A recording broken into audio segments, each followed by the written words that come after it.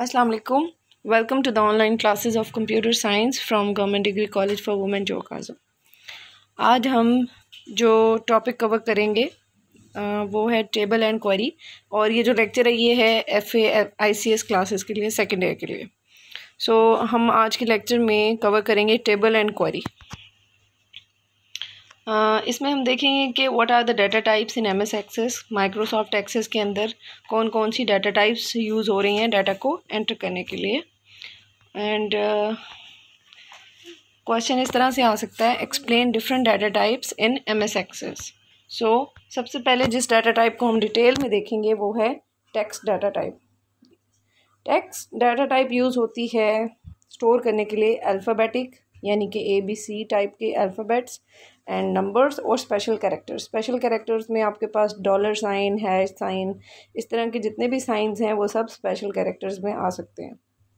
Text data type store कर सकती है 255 तक कैरेक्टर्स, 0 से लेके 255 कैरेक्टर्स को स्टोर करती है। और अगर हम लोग टेक्स्ट फील्ड की लेंथ को स्पेसिफाई ना करें, यानी ये ना बताएं कि टोटल कितने नंबर ऑफ़ कैरेक्टर स्टोर हो सकते हैं, तो जो डिफ़ॉल्ट सेटिंग होगी यानी जो पहले से सेटिंग है उसके अकॉर्डिंग 50 कैरेक्टर्स ही स्टोर हो पाएंगे। नेक्स्ट हमारे पास डाटा टाइप है memo data type. Memo data type use होती है जब आपने बहुत ज़्यादा लेंथ का टेक्स्ट एंटर करना हो, उसे स्टोर करना हो।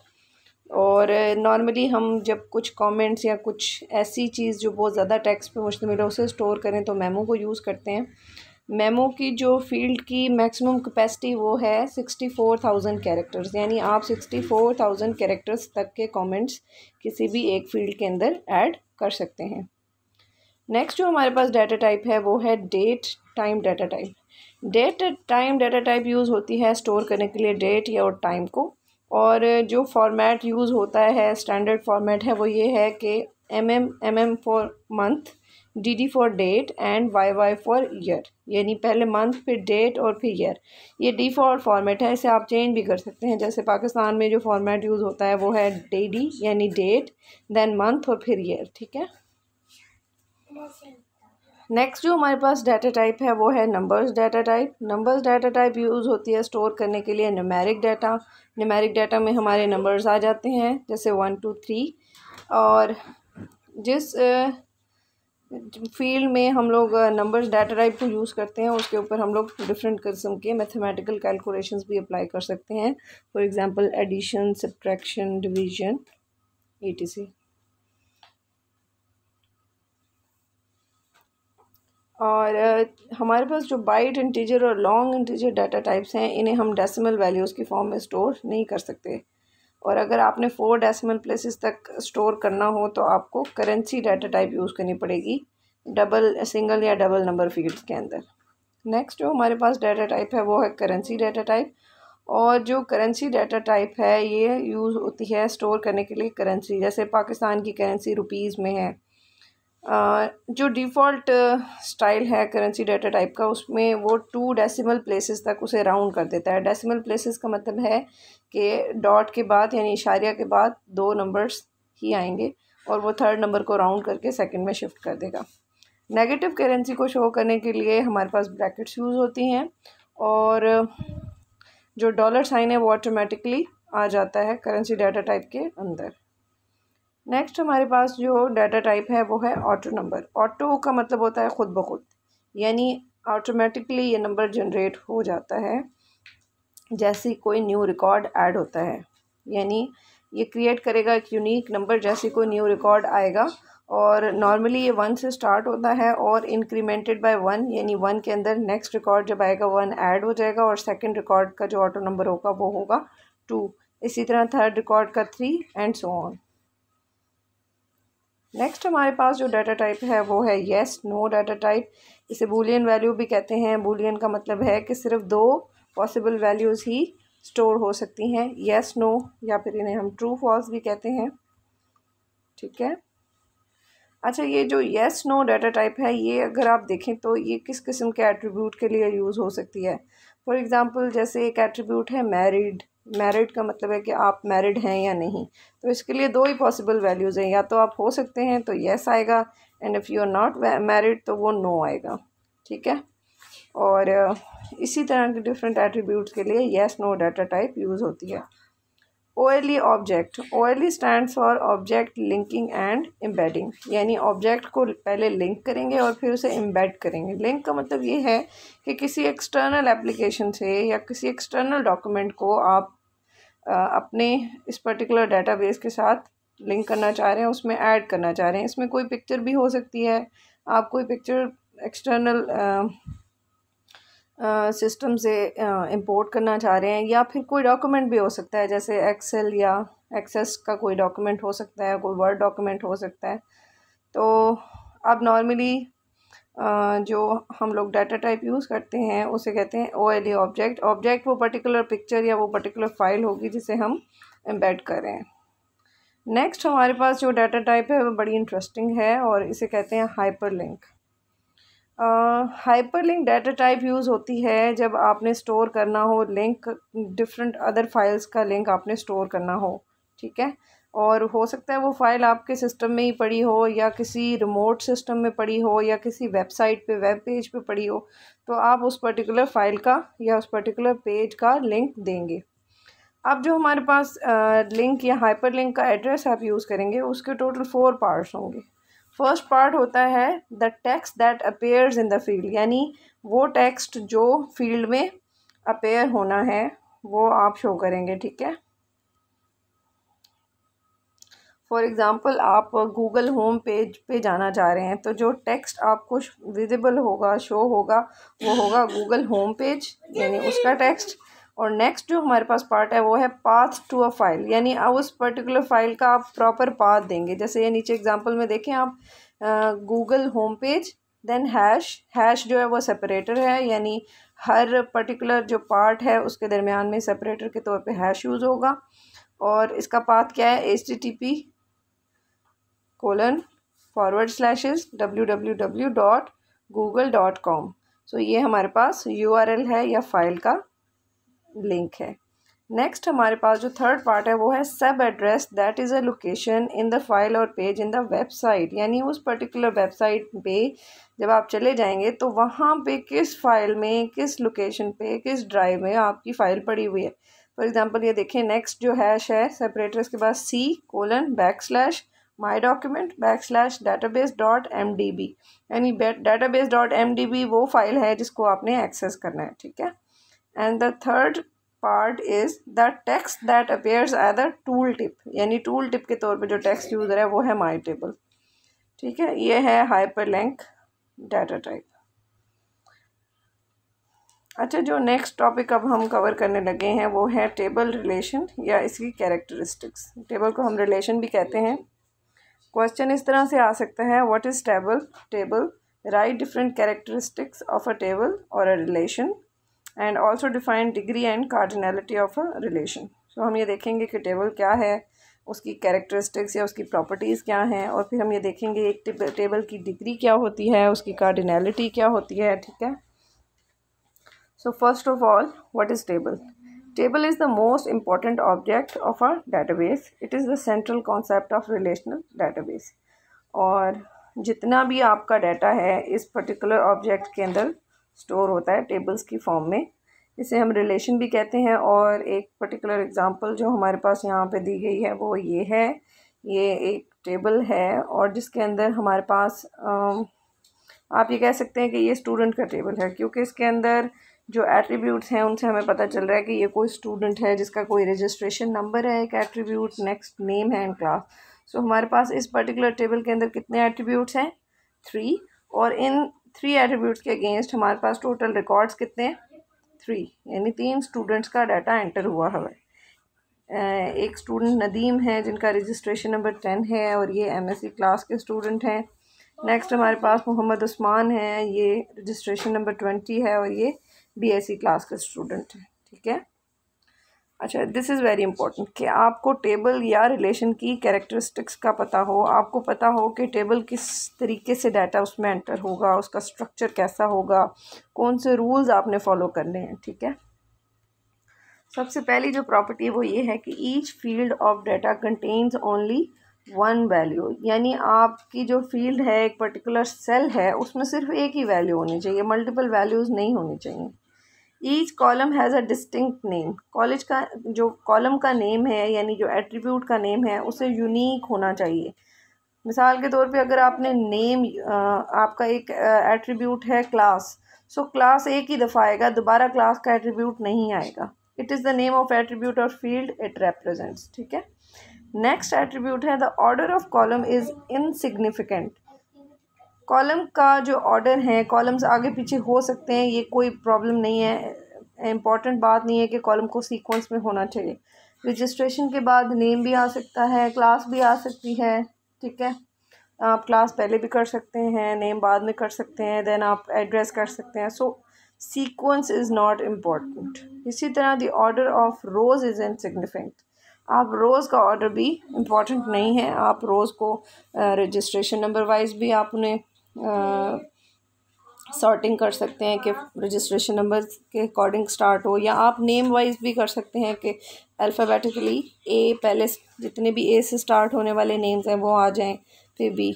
सो इट्स अप टू यू कि आप उन्हें किस तरह से ऑर्डर करते हैं। नेक्स्ट है each row represents a record. ठीक है, हर रो को रिकॉर्ड कहेंगे। Each row is distinct, there are no duplicate rows. ये इंपॉर्टेंट चीज़ है कि आपकी रो को यूनिक होना ज़रूरी है, आपका रिकॉर्ड यूनिक हो। रिकॉर्ड यूनिक होने का ये मतलब है कि अगर आपने एक स्टूडेंट का डाटा एंटर कर लिया है, for example registration number 10 Mohammad Usman का डाटा आपने एंटर किया है, तो दोबारा मोहम्मद उस्मान का डाटा एंटर ना हो। Degree of a relation. Degree का मतलब ये है कि टोटल नंबर ऑफ फील्ड्स या एट्रीब्यूट्स जो रिलेशन में हैं उन्हें डिग्री कहते हैं। जैसे अभी जो हमने टेबल देखा था उसमें 3 एट्रीब्यूट्स थे, तो उस पर्टिकुलर टेबल की डिग्री 3 थी। और अगर कोई ऐसा टेबल है जिसमें 5 फील्ड्स हैं या 5 एट्रीब्यूट्स हैं तो उसकी डिग्री क्या होगी? 5 होगी। नेक्स्ट हमारे पास जो एक टर्म है वो है cardinality of a relation. Cardinality का मतलब है रिकॉर्ड्स या टुपल्स या रोज़ भी कहते हैं, कि कितनी रोज़ हैं आपके रिलेशन के अंदर। जितनी भी रोज़ होंगी, जितने भी रिकॉर्ड्स होंगे, वो उसकी कार्डिनैलिटी होगी।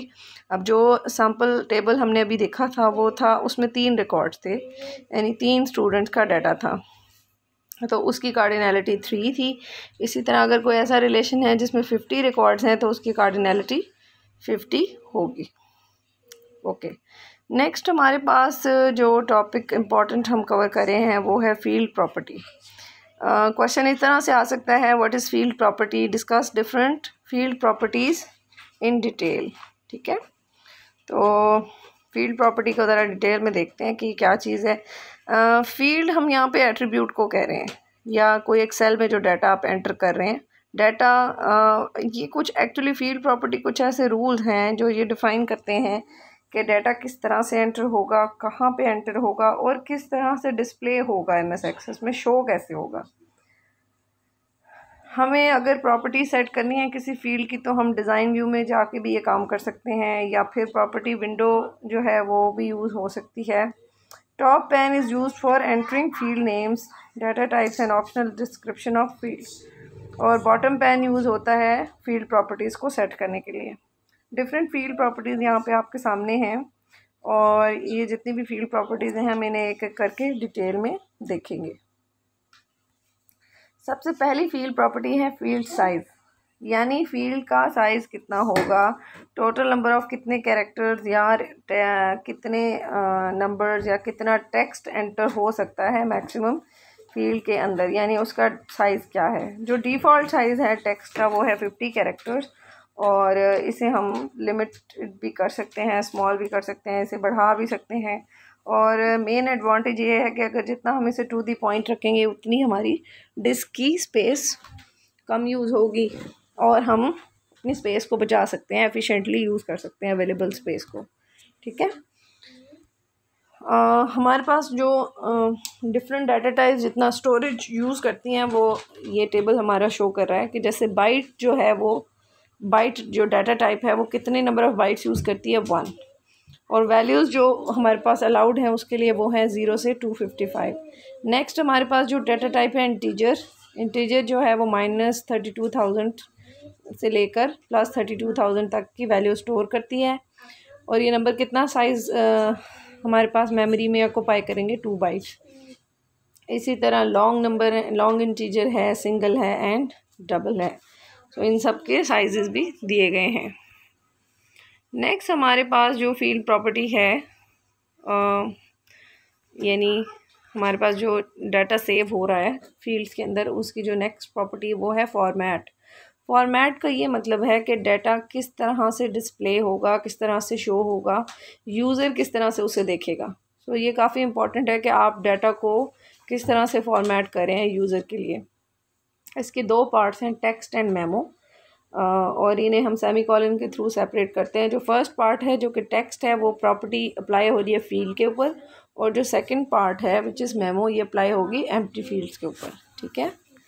नेक्स्ट है डिफ़ॉल्ट वैल्यू। डिफ़ॉल्ट का मतलब है कि ऐसी वैल्यू जो यूज़र ने एंटर नहीं की और ऑलरेडी जैसे ही यूज़र ने टेबल खोला है या डाटा एंटर करने के लिए पॉइंटर उसकी तरफ पॉइंट किया फील्ड की तरफ, तो ऑलरेडी वो टेक्स्ट वहाँ पे शो हो रहा है।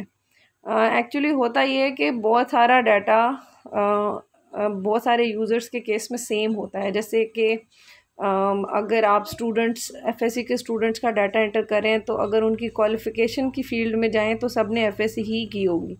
तो जब यूज़र एंटर करने लगेगा तो हमें चाहिए कि हम एक डिफ़ॉल्ट टेक्स्ट वहाँ पे डाल दें एफएससी, ताकि हर बच्चे को बार बार सब बच्चों को वो वैल्यू एंटर ना करनी पड़े और डिफ़ॉल्ट वैल्यू वहाँ पे शो हो। जो प्रॉपर्टी है सेट द डिफ़ॉल्ट वैल्यू वो यूज़ करते हैं हम, और ऑलरेडी हम फील्ड के अंदर एक डाटा डाल देते हैं। अगर किसी का डिफरेंट हो तो वो एडिट कर सकता है, लेकिन अगर सेम है तो वो उसे स्किप कर सकता है। नेक्स्ट हमारे पास है इंडेक्सेस। इंडेक्सेस हम पहले भी पढ़ चुके हैं। इंडेक्सेस का ये मतलब है कि एक ऐसा की आप यूज़ करें जिसके थ्रू आप डाटा को ईज़िली बहुत ईज़िली ढूंढ सकते हैं, फाइंड आउट कर सकते हैं डाटाबेस से, क्विकली ये काम कर सकते हैं। और इसी तरह आप सॉर्टिंग भी इजीली कर सकते हैं रिकॉर्ड्स की। फॉर एग्जांपल आपने रोल नंबर वाइज सॉर्ट करना है, या आपने नेम वाइज करना है अल्फ़ाबेटिकली, या कोई और आपने एट्रीब्यूट यूज़ करना है जिसके थ्रू आप डाटा को सॉर्ट आउट करना चाह रहे हैं। सॉर्टिंग का मतलब ये है कि आपका सॉर्टेड डाटा है रोल नंबर वाइज, यानी रोल नंबर 1 पहले है, 2 बाद में, 3 सो ऑन सो फॉर। जैसे आप एग्जामिनेशन हॉल में रोल नंबर वाइज बच्चों को बिठाते हैं, उनकी सॉर्टिंग करते हैं। ये काफ़ी इंपॉर्टेंट चीज़ है क्योंकि जितना डाटा सॉर्टेड होता है उतना इजीली होता है उसको एक्सेस करना आसान होता है। और इंडेक्स प्रॉपर्टी यूज़ होती है इंडेक्स फील्ड के अंदर, और इसमें दो प्रॉपर्टीज़ हैं, जैसे येस डुप्लिकेट ओके, यानी अगर आपने डुप्लिकेट्स अलाउ करनी है एंट्रीज डाटा के अंदर तो आप उसे येस कर दें, और इसी तरह अगर आप डुप्लिकेट्स अलाउ नहीं करना चाहते तो आप इस प्रॉपर्टी को नो कर दें। नेक्स्ट हमारे पास जो फील्ड प्रॉपर्टी है वो है फील्ड वैलिडेशन रूल्स। ये काफ़ी इम्पोर्टेंट है कि आपने जो डाटा यूज़र एंटर कर रहा है उसे यूज़र को आप बताएं कि आपने किस तरह का डाटा एंटर करना है, या किस किस्म का रूल आपने फॉलो करना है डाटा को एंटर करते हुए, क्या क्राइटेरिया है आपका, ठीक है, डाटा किस तरह का एंटर होगा। और इस तरह होता है कि यूज़र को मैसेज शो हो जाता है कि आप इस तरह डाटा एंटर करें। अब जैसे एग्जांपल में ये एक्सप्रेशन बिल्डर का बटन यूज़ होता है जिसके थ्रू हम अपना वैलिडेशन रूल स्पेसिफाई करते हैं। अब इन्होंने एग्जांपल लिख दी हुई है कि आपके पास रूल है लेस देन ग्रेटर देन 0। इसका मतलब ये है कि इस पर्टिकुलर फील्ड के अंदर आप 0 एंटर नहीं कर सकते, 0 can not be entered in this record. And next rule है ये क्वेश्चन मार्क्स हैं 3। अब इनका क्वेश्चन मार्क्स का ये मतलब है कि सिर्फ 3 कैरेक्टर्स ही एंटर हो सकते हैं, ना इससे कम ना इससे ज़्यादा। So this is a rule, validation rule, कि आप इतने ही एंटर करेंगे। अच्छा, ये बड़े इंपॉर्टेंट होते हैं वैलिडेशन रूल। एट टाइम्स ये होता है कि आपका यूज़र अननोन होता है डाटा से, उसको पता नहीं होता कि डाटा कैसा एंटर करना है। फॉर एग्जांपल किसी ने अपना रोल नंबर एंटर करना है और रोल नंबर में आपको पता है कि सिर्फ नंबर्स एंटर हो सकते हैं, और रोल नंबर्स की लेट्स सपोज हम लेंथ दे देते हैं कि 3 नंबर्स तक ही होगा, ना इससे ज़्यादा ना कम, हमें ये बात पता है। तो यूज़र को हम रिस्ट्रिक्ट कर देते हैं कि आपने 3 लेंथ तक के ही नंबर्स एंटर करने हैं, इससे ना आप ज़्यादा एंटर कर सकते हैं ना कम, ताकि एरर ना आए, ठीक है। अच्छा, वैलिडेशन टेक्स्ट भी हमारे पास वैलिडेशन रूल से कनेक्टेड है। ये एक ऐसा टेक्स्ट है या ऐसा मैसेज है जो हम यूज़र को शो करते हैं ताकि उसे पता चल जाए कि रूल क्या है और इस रूल को वायलेट नहीं करना, इसको अपोज नहीं करना, ठीक है। ये एक मैसेज है बस। इनपुट मास्क, ये भी बड़ी अहम प्रॉपर्टी है इनपुट मास्क, और ये कंट्रोल करती है कि यूज़र किस तरह से डाटा एंटर करेगा, बल्कि ना सिर्फ ये कंट्रोल करिए बल्कि ये स्पेसिफाई भी करिए, फॉर्मेट भी दिखा रही है यूज़र को कि इस फॉर्मेट में डाटा एंटर करना है। फॉर एग्ज़ाम्पल जैसे यहाँ पे है कि फ़ोन नंबर एंटर करना है अपना यूज़र ने, तो वो उसे इस तरह की ब्रैकेट्स का भी दे देगी हिस्सा कि इसमें 3 नंबर्स एंटर करें, नेक्स्ट ब्रैकेट के बाद फिर 3 नंबर्स एंटर करें, देन डैश, और उसके बाद 4 नंबर्स एंटर करें। सो उसने एक इनपुट मास्क दे दिया, एक मास्क बना के दे दिया इनपुट का कि यूज़र इस तरह से डाटा एंटर करेगा। ठीक है, नेक्स्ट हमारे पास है कैप्शन, और कैप्शन एक सॉर्ट ऑफ लेबल है, एक टेक्स्ट है जो हर फील्ड या प्रॉपर्टी के साथ लगा होगा और उसके बारे में एलेबोरेशन दे रहा होगा, थोड़ा सा एक्सप्लेन कर रहा होगा। फॉर एग्जांपल जैसे रजिस्ट्रेशन नंबर को आप लिख देते हैं REG.NO यानी रैग नंबर, लेकिन एक्चुअली वो तो रजिस्ट्रेशन नंबर है ना, तो हम फिर उस प्रॉपर्टी को या एट्रीब्यूट को एक कैप्शन दे देंगे कि ये रजिस्ट्रेशन नंबर है, वहाँ पर उस कैप्शन में हम उसे पूरा लिख देंगे। ठीक है, ताकि कोई कन्फ्यूजन ना हो। नेक्स्ट ये हमारे पास एक फील्ड प्रॉपर्टी है रिक्वायर्ड। रिक्वायर्ड बड़ी सिंपल सी है, जिसमें हम बता देते हैं कि ये वाली जो फील्ड है, ये वाली जो वैल्यू है आप छोड़ नहीं सकते। ठीक है, ये आपको फिल करना ज़रूरी है, मैंडेटरी है ये आपके लिए। तो इसकी एग्जांपल ये हो सकती है जैसे आपका रजिस्ट्रेशन नंबर है कि ये रजिस्ट्रेशन नंबर आपने एंटर करना ही करना है, या आपने अपना जो है वो एड्रेस एंटर करना ही करना है। ठीक है, तो अगर आप कहें कि रिक्वायर्ड नहीं है, कुछ फील्ड्स ऐसी होती हैं जिनके लिए ज़रूरी नहीं होता कि आप एंटर करें, जैसे फ़ोन नंबर है, एक फ़ोन नंबर तो आप एंटर करें वो मैंडेटरी है, लेकिन जब दूसरा फ़ोन नंबर एंटर करें तो उसको वो ऑप्शनल कर देते हैं कि कोई एंटर करना चाहता है सेकंड फ़ोन नंबर तो कर दे, अदरवाइज़ उसे छोड़ दे। ठीक है, तो ये अच्छी एग्जांपल है आपकी रिक्वायर्ड फील्ड की। ये जो रिक्वायर्ड फील्ड है ये आपकी ऑटो नंबर पे अप्लाई नहीं होती, क्योंकि ऑटो नंबर तो ऑटोमेटिकली एंटर हो जाता है। आज के लिए इतना ही फील्ड प्रॉपर्टीज़ पे हम एंड करते हैं अपना लेक्चर। इंशाल्लाह आपको नेक्स्ट लेक्चर में मिलते हैं।